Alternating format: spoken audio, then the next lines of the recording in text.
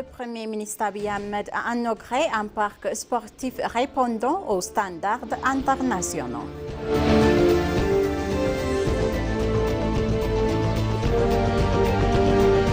Le dialogue national inclusif en Éthiopie est un pas décisif vers une culture de consultation.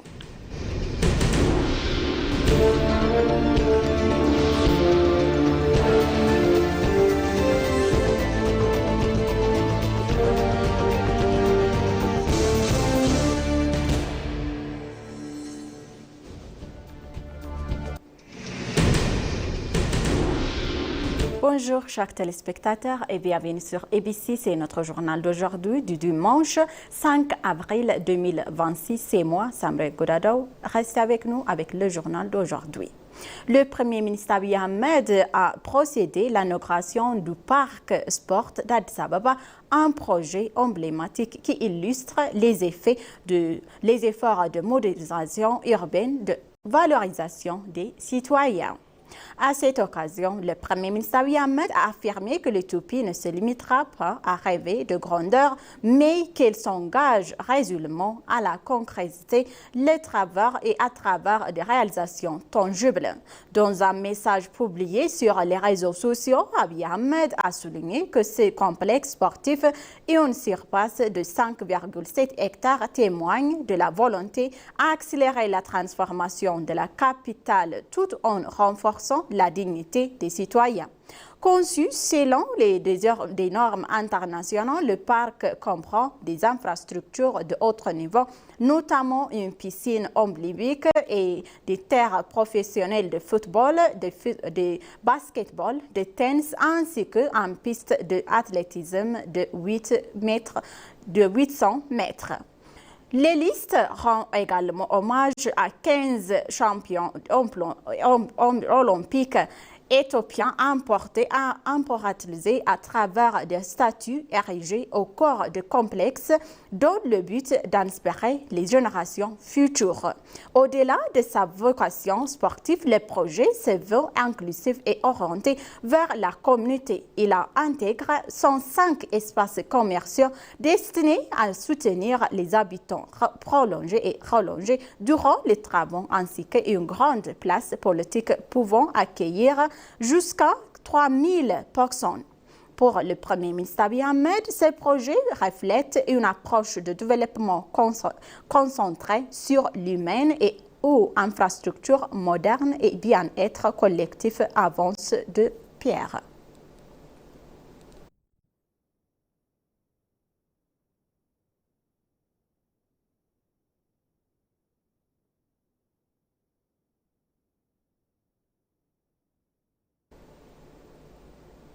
Nouvelle étape scientifique en Éthiopie, le Premier ministre Abiy Ahmed a inauguré son complexe de recherche avancée de la santé.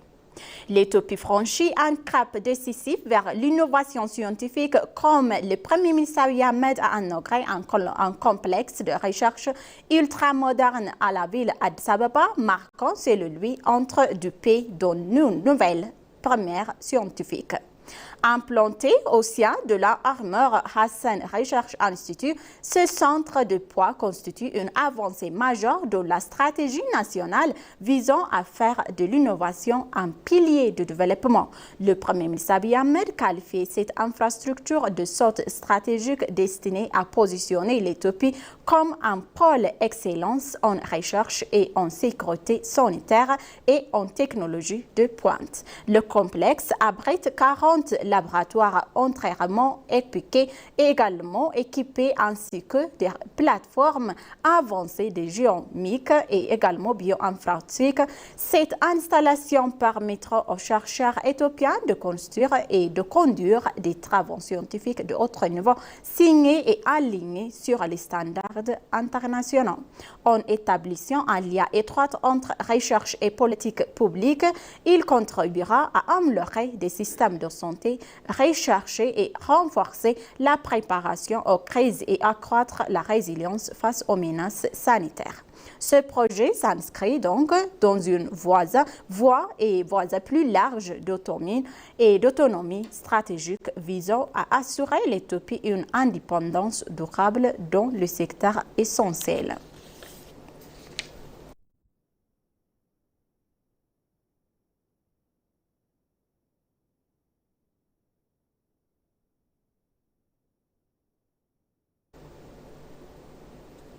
Les grands acteurs mondiaux du secteur technologique saluent les avancées rapides de l'Éthiopie dans le domaine de l'intelligence artificielle et appellent à intensifier les efforts de l'innovation en Éthiopie. L'Éthiopie se distingue désormais sur la scène internationale grâce aux projets remarquables réalisés en intelligence artificielle. Les leaders du secteur encouragent l'Éthiopie à accélérer encore davantage ses initiatives innovantes et à consolider ses partenariats à l'échelle mondiale afin de maintenir cette dynamique. Cette observation fait suite à une visite à l'Institut éthiopien d'intelligence artificielle où plusieurs experts ont mis en lumière le potentiel de l'Éthiopie à devenir un centre d'innovation du premier plan en Afrique. En intervenant à cette occasion, Jem Diavd, directeur des opérations africaines de Tata Consultancy Services, a salué les investissements conséquents engagés en Éthiopie dans l'intelligence artificielle ainsi que l'essor de son écosystème de start-up. Selon lui, ces avancées pourraient faire de l'Éthiopie une référence pour d'autres nations africaines. Dans cette perspective, il a plaidé pour un renforcement du dispositif de montrant également en collaboration et accélération, invitant l'Éthiopie à s'inspirer également des expériences de l'Éthiopie telles que la Chine et l'Inde. Selon lui, l'intelligence artificielle offre des perspectives de transformation majeures dans le secteur clé comme l'agriculture, le transport et l'emploi et pourrait également contribuer à positionner l'Éthiopie comme un hub continental en collaboration avec l'Union africaine.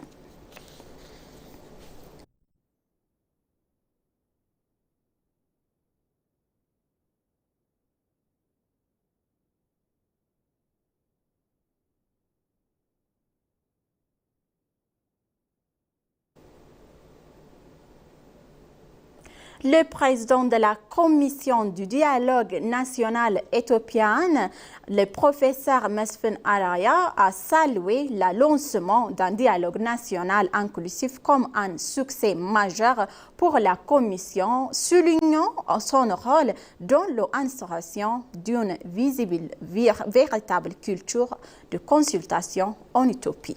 Dans un entretien avec ENA, le professeur Mesfin Araya a adressé le bilan des progrès réalisés depuis la création de la commission il y a 3 ans en Éthiopie. Selon lui, la réussite principale réside dans l'engagement effectif des citoyens éthiopiens. Le professeur Mesfin a insisté sur le fait que cette approche inclusive n'est pas un simple exercice de politiquement correct, mais également une nécessité pour la cohésion et la survie de l'Éthiopie. Des groupes traditionnellement marginalisés, artisans et moralités et également sociales et professionnelles longtemps inclusifs et ont pu participer pour la première fois à des consultations nationales. La phase finale du dialogue réunira 4000 représentants lors d'une conférence nationale visant à examiner les principales questions de l'Éthiopie et à rechercher un consensus. Si ce consensus ne peut pas être atteint, certaines questions seront soumises à une résolution nationale incluant et des référendums ou des décisions pour les générations futures.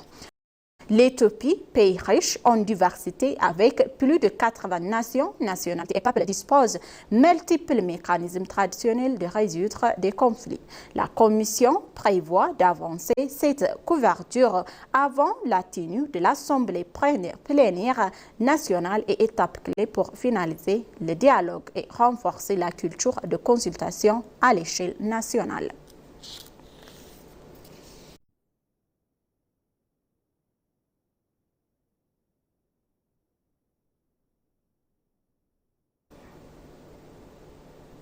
Le ministre d'État des Affaires étrangères, Adara Abara, a apposé sa signature de la signature registre de condoléances en hommage à l'ancien président algérien de FION, Lamine Zerral. Le ministre d'État aux Affaires étrangères, l'ambassadeur Adara, a signé ce samedi le registre de condoléances en mémoire de l'ancien président de la République algérienne, Lamine Zerral, décédé le 28 mars 2026. À l'occasion, le ministre d'État a salué le développement constituant du président Zerral et également en faveur de la paix, de la stabilité et de la réconciliation nationale.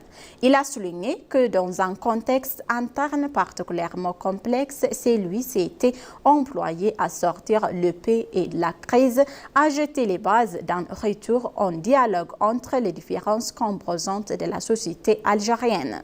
Le ministre Adara Abara également en bagarre et à la qualité des relations bilatérales en Éthiopie et Algérie durant le mandat du président Zerral.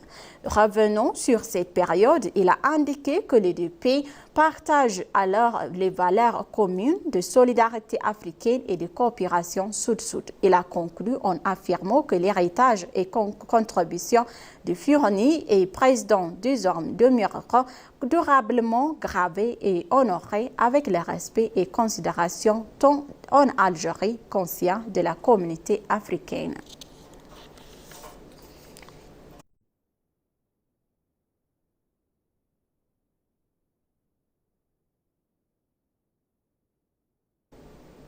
La transformation numérique en Éthiopie, moteur d'efficacité publique et de transparence, directeur adjoint du pays de la COICA. L'agenda numérique de l'Éthiopie s'impose progressivement comme un outil stratégique pour améliorer la qualité des services publics et lutter contre la corruption, affirmé Park Yong-shin, directeur adjoint de l'Agence coréenne de coopération internationale en Éthiopie. S'exprimant lors du premier séminaire de l'année de la COICA consacré à la numérisation des services publics, il a indiqué que cette rencontre visait à favoriser le partage d'expériences tout en mettant en avant les priorités nationales, notamment la transformation numérique en Éthiopie. Selon lui, la digitalisation occupe désormais une place centrale dans le développement du pays en contribuant à une meilleure organisation des services publics et à une efficace accrue et à la réduction des défis de gouvernance, en particulier la corruption. Intervenant également lors du semaine, Yohannes Pietros de l'Université de la fonction publique éthiopienne a appelé que la digitalisation et également des services publics et à lutter contre la corruption figure parmi les priorités plus urgentes de l'Éthiopie. Selon lui, une intégration efficace des technologies numériques permet également de réduire et d'intensifier, de limiter les risques de corruption et également de renforcer la confiance des citoyens envers les institutions. Il a insisté donc sur la nécessité d'une coordination renforcée entre les institutions, des leaderships solides et une harmonisation de réformes pour exploiter pleinement cette coopération.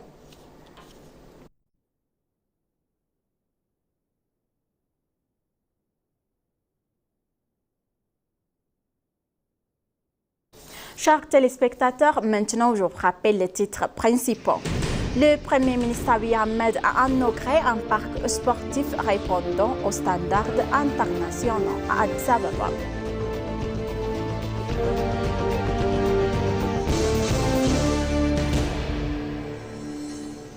Le dialogue national inclusif en Éthiopie est un pas décisif vers une culture de consultation en Éthiopie.